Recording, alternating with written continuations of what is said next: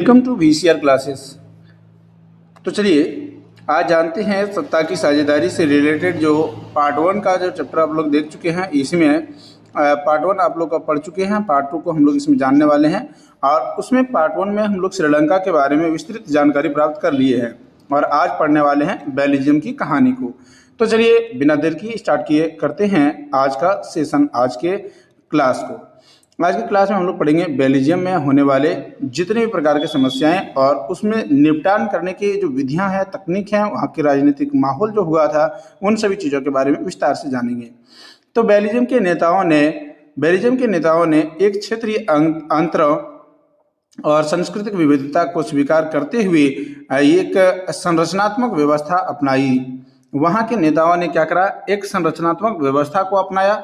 और जिस प्रकार से श्रीलंका की कहानी देखे थे, श्रीलंका में जो क्षेत्रीय लोग थे उन लोगों ने अपनी जो वहाँ की व्यवस्था को अपनाया था। इस व्यवस्था इतनी खराब थी जिसके वजह से वहाँ के तो लोगों ने आपस में ही हिंसक महसूस करने लगे, आपस में ही एक दूसरे के साथ लड़ना शुरू कर दिया। और लड़ने के पीछे का रीजन था कि वे लोग जो सभी लोगों को एक समान रूप से नहीं देखे करते थे, यानी कि वहीं के रहने वाले जो जैसे कहें तो श्रीलंकाई तमिल जो थे, उन लोगों को ही अपने ही राष्ट्र में बेगानापन का एहसास हो रहा था। तो चले जानते हैं बेल्जियम की कहानी में। तो देखते हैं बेल्जियम में संविधान में क्या करा गया, संशोधन किया गया। कब किया गया, तो 1970 और 1993 में दो बार इसमें संशोधन किया गया। बीच में 4 संशोधन किए गए थे। याद रखेंगे इस बात को कि 1970 से 1993 के बीच में 4 संविधान संशोधन किए गए थे। और इन संविधान संशोधन का जो तर्क था उन यानी ताकि देश के किसी भी व्यक्ति को, किसी भी प्रकार के जो व्यक्ति है, उन व्यक्तियों को बेगानेपन का एहसास न हो। यानी श्रीलंका में जिस प्रकार की स्थिति था, इसके ठीक विपरीत यहाँ पे इन लोगों ने एक अच्छी भावनाओं को समझते हुए इन सभी लोगों को एक समान रूप से देखने का प्रयास किया।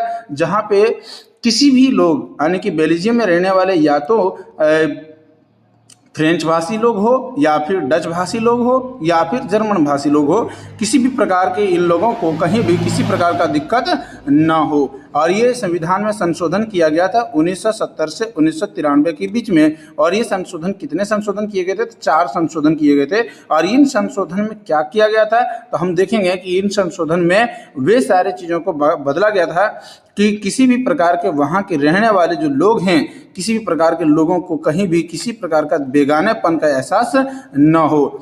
यदि इस प्रकार की व्यवस्था को अपना लिया जाए तो किसी भी हालत में देखेंगे कि कोई भी व्यक्ति लड़ाई झगड़े या फिर समस्याएं उत्पन्न नहीं होगी, क्योंकि सभी लोगों को समान अधिकार मिलेंगे, है ना। तो सरकार में ऐसे प्रतिनिधित्व की बात करते हैं। प्रतिनिधित्व का मतलब होता है हिस्सेदारी, ये अधिकार की बात करते हैं। अब जानते हैं प्रतिनिधित्व सबका कैसे था यहाँ पे। तो संविधान के अनुसार से केंद्रीय सरकार में डच और फ्रेंच भाषी जो लोग थे, मंत्रियां जो थी, उनकी संख्या क्या थी, समान थी। यानी कि डच भाषी जो लोग थे और फ्रेंच भाषी जो लोग थे, उन दोनों भाषी जो लोग थे, उन सभी लोगों का जो संख्या था, जो नंबर ऑफ जिसे कहते हैं ना कि केंद्रीय सरकार में उन लोगों की संख्या, डच की संख्या बोले चाहे फ्रेंच भाषी लोगों की संख्या बोले, दोनों की संख्या कैसी थी, तो समान थी। ठीक है ना मेरे दोस्त। आगे बढ़ेंगे, जानेंगे कि विशेष कानून यहाँ पे क्या था। विशेष कानूनों के बारे में यदि विस्तार से चर्चा करें तो हम लोग देखेंगे विशेष कानून यहाँ पे क्या बना।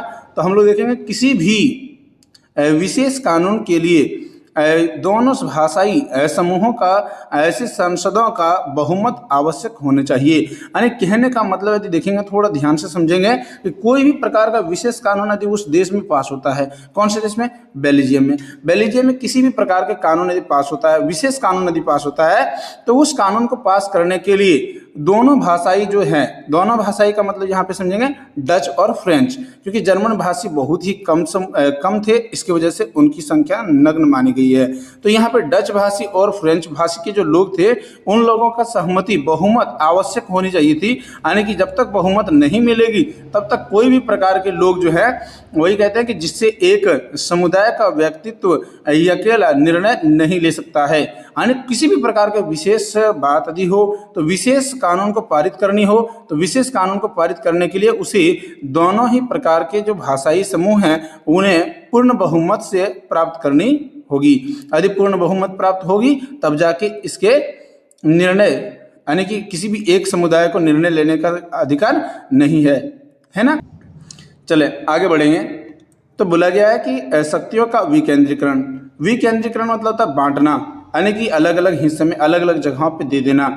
तो केंद्र सरकार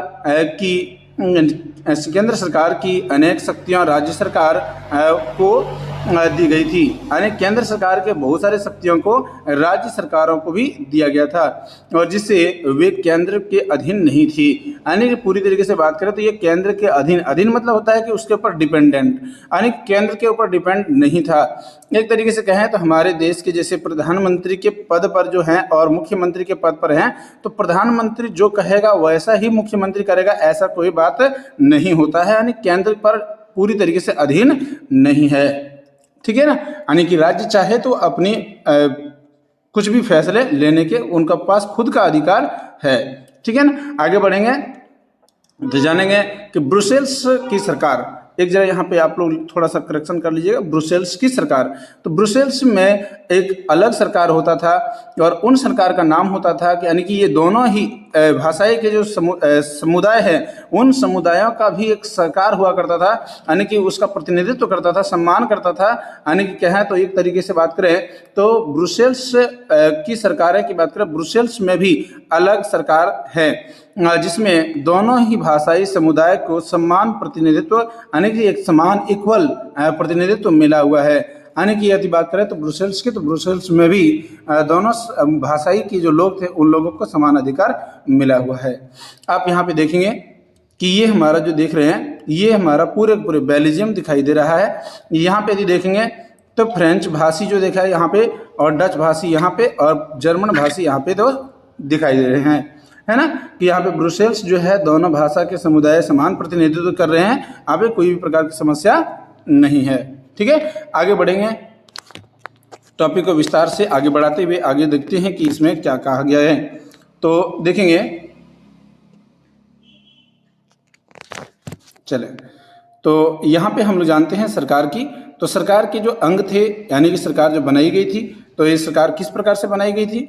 यदि आप लोग चाहते हैं कि इस नोट्स को पाना चाहते हैं तो आप लोग मेरे कॉन्टैक्ट नंबर पे बिल्कुल कांटेक्ट करके बात कर सकते हैं।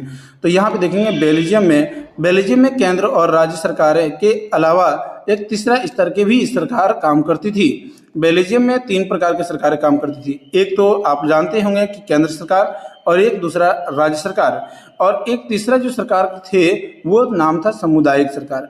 ये सामुदायिक सरकार क्या काम करता है तो आप जानेंगे कि किसी भी एक विशेष धर्म, इसे विशेष भाषा बोलने वाले जो लोग थे उन लोगों के लिए एक विशेष समुदाय का नेता हुआ करता था। उस नेता को हम कहते हैं सामुदायिक सरकार, है ना।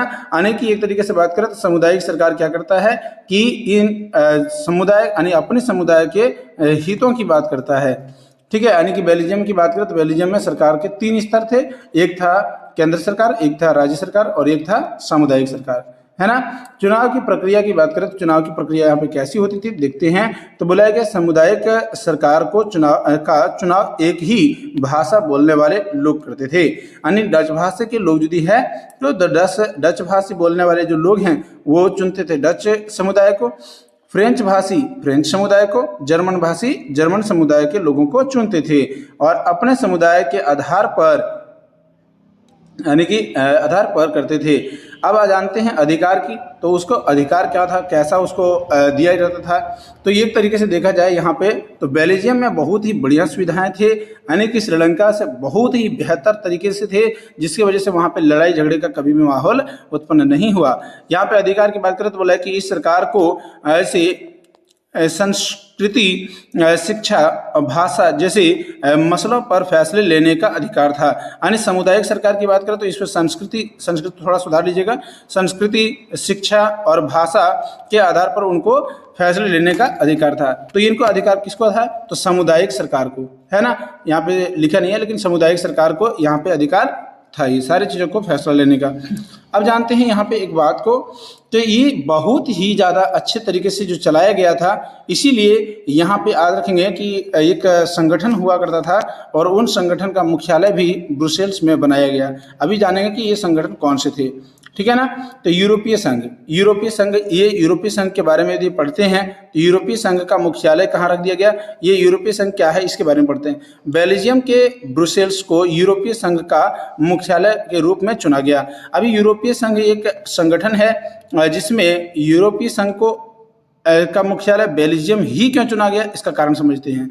जैसे आप जानते होंगे कि यदि एक स्कूल है और स्कूल में बहुत सारे स्टूडेंट हैं, अब यहाँ पे जैसे मान लो कोई भी फैसले होते हैं, कोई भी प्रकार के जो निर्णय होते हैं, जो मान लेते हैं एक साथ बहुत सारे बच्चे निर्णय लेते हैं। कोई समस्या है, कोई लड़ाई झगड़े कर लिए, तो आपस में जो निर्णय लेता है तो कैसे लेता है, तो देखा जाता है कुछ बच्चे जो होते हैं तो बहुत ही शांत भाव से उस फैसले को इस प्रकार से समझाते हैं, इस प्रकार से करते हैं कि ना तो किसी समुदाय को, ना ही किसी कास्ट को, ना ही किसी भाषाई जो लोग हैं उनको कोई प्रकार से परेशानी हुए बिना ही सब कोई संतुष्टि से उनके बात को मानने के लिए एग्री हो जाते हैं, ऐसा कोई नियम बताते हैं। तो इससे क्या होता है कि लोगों को ये पता चलता है कि ये इसके पास दिमाग बहुत ज़्यादा है, इनके समझदारी है, तो समझदारी है तो ये काम कर सकता है, बेखूबी बढ़िया से कर सकता है ना। तो इसीलिए यूरोपीय संघ में देखा गया कि यहाँ ब्रुसेल्स में इतनी बड़ी समस्याएं, इतनी जातीय विभिन्नताएं, भाषाई विभिन्नताएं होने के बावजूद इसमें किसी प्रकार की लड़ाइयाँ नहीं हो रही है। तो यहाँ पे देखा गया कि इस ब्रुसेल्स के जो है लोग या फिर बेल्जियम के जो लोग हैं, इन लोगों में समझदारी तो है। अब यही समझदारी के लिए इनको क्या कर दिया गया, यूरोपीय संघ का मुख्यालय बना दिया। अब जानते होंगे मुख्यालय को इंग्लिश में शायद मेरे ख्याल से हेड क्वार्टर भी कहते हैं।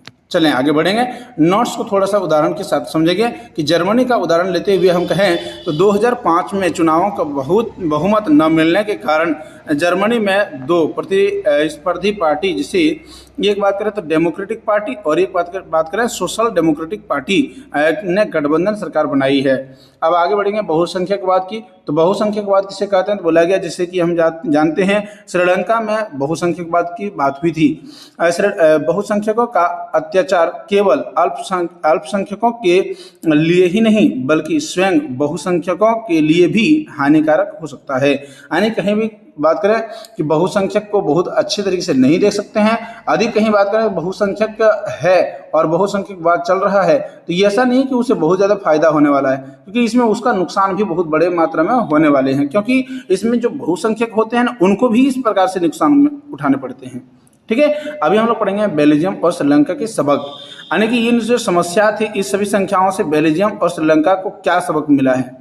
तो यहाँ पे समझेंगे बेल्जियम और श्रीलंका की सबक क्या होता है। बेल्जियम का सबक यह था कि बेल्जियम के नेताओं ने विभिन्न समुदायों के लिए और क्षेत्रों की विभिन्नताओं को सम्मान करके देश की एकता को बनाए रखा। यानी कि इनमें समझदारी था, समझदारी को दिखाते हुए इन्होंने क्या करा, सभी समुदाय को समान अधिकार दिया और इन्हीं अधिकार की वजह से इनका देश इनका देश कैसा रहा, तो ये एकता का सूत्र में बंधा रहा, किसी प्रकार का कोई समस्या नहीं रही। ठीक है ना। लेकिन यहाँ पे क्या होता है, श्रीलंका में थोड़ा सा ध्यान देंगे, लेकिन श्रीलंका में क्या हुआ, श्रीलंका में इसके ठीक विपरीत अपनाया था, जहाँ पे हम जानते हैं कि श्रीलंका में अलग अपनाने की वजह से श्रीलंका ने बहुसंख्यक समुदाय का प्रभुत्व की नीति अपनाई, जिससे सत्ता में दूसरों को हिस्सेदारी न बनाकर देश की एकता को संकट में डाल दिया।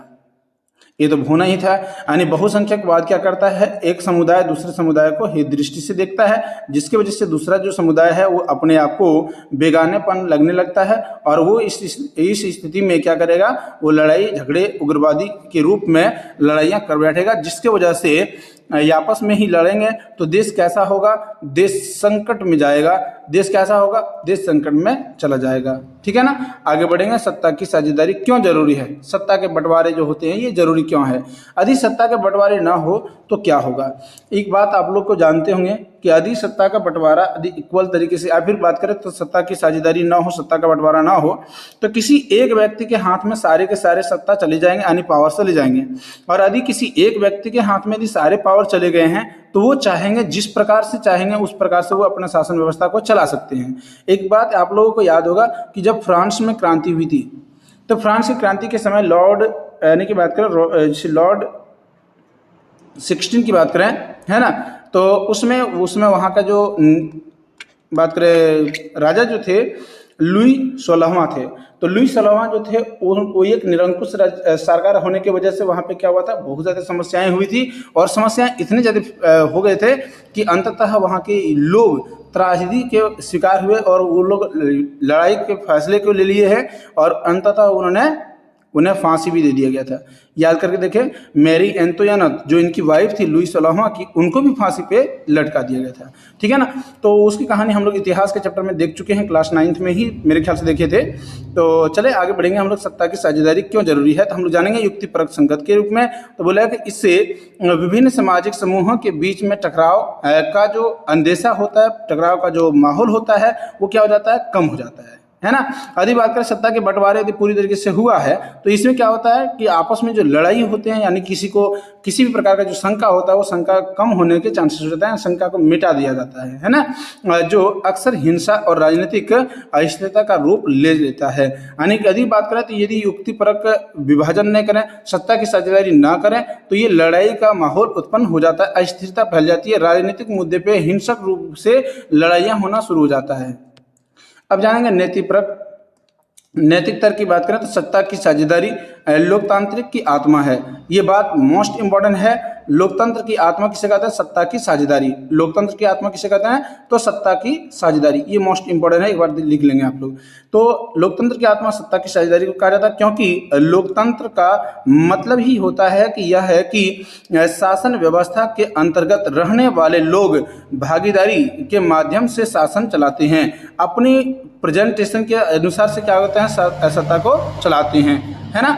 तो अभी हम लोग आगे बढ़ेंगे, इसी प्रकार से युक्तिपरक की परिभाषा को जानेंगे। तो युक्तिपरक किसे कहते हैं, यानी युक्तिपरक की बात करें तो लाभ या हानि का सावधानी पूर्वक उसे अपने हिसाब से, अपने अनुसार से उसको क्या करता है, समझते हुए लगा कर लिया जाता है फैसला। तो उसे हम क्या कहते हैं, इसे फैसला को कर लेना है, इसे फैसला कर लेना है, तो उस फैसला को ही हम लोग क्या कहते हैं, युक्ति परक कहते हैं। ठीक है, अब नैतिक परक किसे कहते हैं, ध्यान दीजिएगा। नैतिक परक की बात करें तो नैतिक परक कहेंगे कि यानी मोरल की बात करें, बोला कि परिभाषा के रूप में देखें तो यह सत्ता के बंटवारे के अंतर्गत अंतर्भूत महत्व पर जोर देता है। यानी ये किसी भी अनुसार से, किसी भी प्रकार के समस्याओं से जोर नहीं देता है, ये क्या अंतर्भूत समस्याओं यानी महत्व पर जोर देता है। ठीक है, तो आगे हम लोग कहानी पढ़ेंगे। यहाँ पे ऐसे लेबनान का सत्ता से समझौता कैसे हुआ है इसके बारे में समझेंगे, लेबनान की कहानी को समझ लेंगे। तो यहाँ पे हम लोग पार्ट 1 में हम लोग समझे थे कि सत्ता की साझेदारी कैसे होती है, श्रीलंका में स्थितियाँ कैसी थी, श्रीलंका के जो लोग थे वो कितने सिंहली भाषी थे, कितने तमिल भाषी थे, वो सब के बारे में समझते थे। कितने ईसाई लोग थे जो कि दोनों भाषाएं बोलते थे। बेल्जियम की भी कहानी समझे थे, जिसमें हम लोग समझे कि फ्रेंच, डच एंड जर्मन भाषा के बारे में समझे। और इसके अलावा हम लोग यहाँ पे समझे कि इनकी जो व्यवस्था थी, कानून व्यवस्था आने की बात करें तो इन लोगों की व्यवस्थाओं की वजह से यहाँ पे दोनों देश अलग अलग मुद्दों पे काम किया, और जब अलग अलग मुद्दों पे काम किया तो उनकी राजनीतिक अस्थिरता भी अलग अलग प्रकार की हुई। तो हम लोग ये पार्ट 1 और पार्ट 2 को यहाँ पे देख चुके हैं, है ना। यदि बात करें पार्ट 1 को एंड हम लोग यदि बात करें पार्ट 2 को, इस वीडियो के माध्यम से हम लोग देख चुके हैं। अगले वीडियो में हम लोग देखेंगे लेबनान का सत्ता समझौता कैसे हुआ है, पार्ट 3 में। ठीक है, आज के लिए इतना ही, फिर मिलेंगे अगली class. Thank you for watching.